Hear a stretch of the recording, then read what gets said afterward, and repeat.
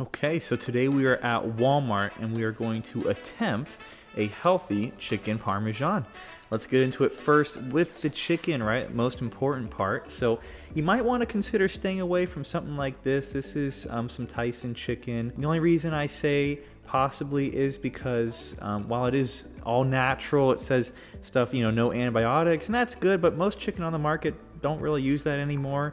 And same with this one, right? So it's gonna be with rib meat, so it's a little different, but they do also say in the bottom right there, it's inspected. But the reason to maybe stay away from these chickens is because they do live in a cage their whole life. It's gonna affect the nutritional content in them, right? So it could affect like the types of cholesterol, or it's gonna be stuff that's not as reflected on the label, but stuff that is kind of hidden in there, and especially taste. So for not much more money, you could get this right here. It's from Purdue and their Harvest Land brand. It's a free-range chicken. Pretty much means, they're not like the picture. They're not going to be raised on a pasture like that, but they do get space to run around and enjoy kind of like a space where they're not just stuck in a cage. And trust me when I say that does affect taste and nutritional content. So now we move on to the Parmesan part of the dish, right? So we're gonna start with the pasta.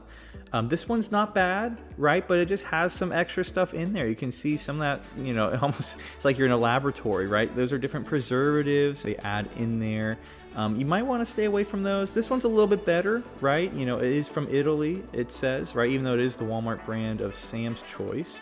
You can see the ingredients are a little bit better, but they do have to add stuff in there because the pasta really doesn't have any nutritional value. So they have to add vitamins and stuff in there. This one seems a little better, right? You would think. It's veggie pasta, by the way, but when you look at ingredients, it's the main ingredient's wheat and wheat flour, and then you get a zucchini puree, and then the last ingredient is a spinach puree. And purees aren't that tasty, guys. It's not as fresh. It's very cheap. I'd go much more for something like this, a yellow lentil pasta. It's going to give you a ton of protein here, and the main ingredient, as you can see, is simply yellow lentil flour. So there's no fillers, there's no wheat that they're sneaking in there. You can just see the nutrients there on that back label. It's just packed potassium, iron, protein, fiber in there. I mean, it's going to give you the best bang for your buck without sacrificing the flavor. So now we move on to tomato sauce. A lot of choices. Best choice is making this yourself, but we're going to assume that we're buying everything here.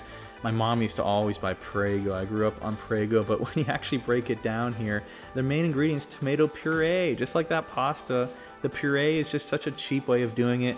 They also have canola oil in there that hasn't been, it's not high oleic canola oil, which means it's going to have a ton of omega-6s instead of omega-3s. Really bad for people with high blood pressure or high cholesterol. Just bad for your heart in general.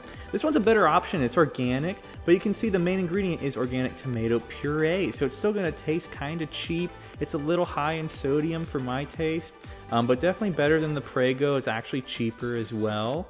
But I'd say these two are going to be your favorite options that you'd want to go with. Probably the best tasting and best ingredients. Now, Rayo's here is very yummy. I love the main ingredients, Italian whole peeled tomatoes. So they don't use puree, it's the straight tomatoes. I'd say for people with high blood pressure, this is a little high for probably what you need. But if you don't struggle with that, then that would be a great choice. If you do have high blood pressure, then Lucini makes a great one here, the rustic tomato one. And you can see ingredients are also very nice, organic fresh tomatoes. Not as great as the whole peeled ones from Rayo's, but definitely better than Prego and the Walmart brand. And look at that sodium, 220 milligrams. I mean, that is way better, almost half of what Rayo's and all the other ones are working with too. So I'd say between those two, pick your choice. Now, we go into flour, we gotta coat the chicken, right? So here is what most people go with. You can see it has aluminum, so that's great, and a lot of other weird, nasty preservatives, as well as, I was shocked, 370 milligrams of sodium. That's like tomato sauce in just the flour. I used to always buy Pillsbury flour. You might want to stay away from that one. I'd say this one's a little misleading too. It looks very healthy, but when you look on the back, the first ingredient's wheat gluten, and the second ingredient is the chickpea, which is nice, but the third one is whole wheat flour. The last one's the lentil flour, but you can see they kind of mix it with some of that and then fill it really with a lot of the wheat in there. So it's practically wheat flour, which is still healthier than Pillsbury, but I'd say go for one of these two here in the middle. We have the quinoa flour, and we'll look here at the almond flour. This one's a great choice, almond flour.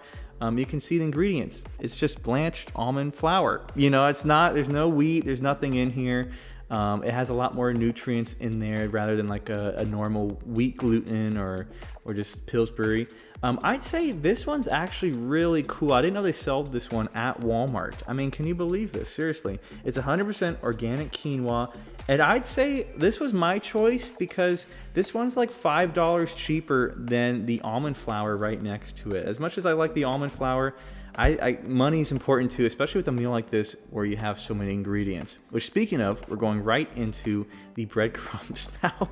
Look at this long list. I mean, it's just like the breadcrumbs. What is all this? Not only is corn syrup in there twice, it has a mix of soybean, cottonseed oil. I mean, super inflammatory and very bad with omega-6s, as well as a lot of nasty preservatives, artificial flavors. And look at that, a fourth cup gets you 400 milligrams of sodium. That is insane, guys. I'd say kind of steer away from that. These two are great options here. I went with the pork rinds. I mean, to the left, that one's really cool. We'll take a look at this one though. This one's about 10 bucks, so it's a little pricey, but those ingredients are top notch right there. Almond meal, flaxseed meal, Himalayan pink salt. Sodium's a little high though. This is a 1/8 cup compared to the breadcrumbs, and it almost has the same amount of sodium. Great if you don't have high blood pressure, but if you do, I'd say this is gonna be your best bet. I know it sounds unhealthy, pork rinds, you know, but look at this, only 6 grams of total fat and only 2 grams of saturated fat. 15 milligrams of cholesterol is not much, and that sodium was at 210. That's a lot better there. So I went with that, and it's about $5 cheaper. Now we're getting into eggs, right? So take a look. This is your most basic, cheapest egg, but these eggs come from, you know, hens that have been in a cage their whole life, just like the chicken we talked about. There's a lot of studies that have talked about this, and you can see it's a very vast difference in taste and the amount of nutrients you get, especially back to that omega-3 and omega-6 argument. These are, you know, eggs are something that has fat in it, cholesterol, and you want to make sure it's good cholesterol, not bad cholesterol. So I'd opt for one of these two. I know I showed the cage-free ones, but cage-free again is they only get a small area to walk around, which these are actually pasture-raised. I went with this one because it was the same price as the Vital Farms one there, but the one to the left there is organic. As this one's not quite organic, it's still going to be very good. They're raised on an actual pasture. This lets the chicken kind of, you know, forage for their diet's a lot better. They're eating little bugs and worms. The only difference, the organic one, they feed it with non-GMO as compared to non-organic, which gets the GMO feed like at night. These are some cheeses. I'd stay away from the first three. This one here is going to be your best bet for mozzarella. It is organic, which makes a big difference when it comes to cheese like this, and I'll tell you why. If you look on the back here on ingredients, this is organic, low moisture, part skim milk, right?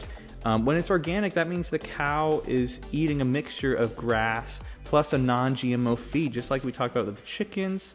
It can really affect the health value in the cheese itself. The milk is very important. This is the Parmesan I'd go with. I showed the first couple 3 here. I'd say maybe stay away from those. This one is going to be your best bet. It's not as healthy as the organic mozzarella, but this one is a lot cleaner in the ingredients. Sodium level is not bad for a Parmesan cheese, and yeah, it was a lot better. The other ones had some more preservatives and stuff. And now we cook. Here goes nothing.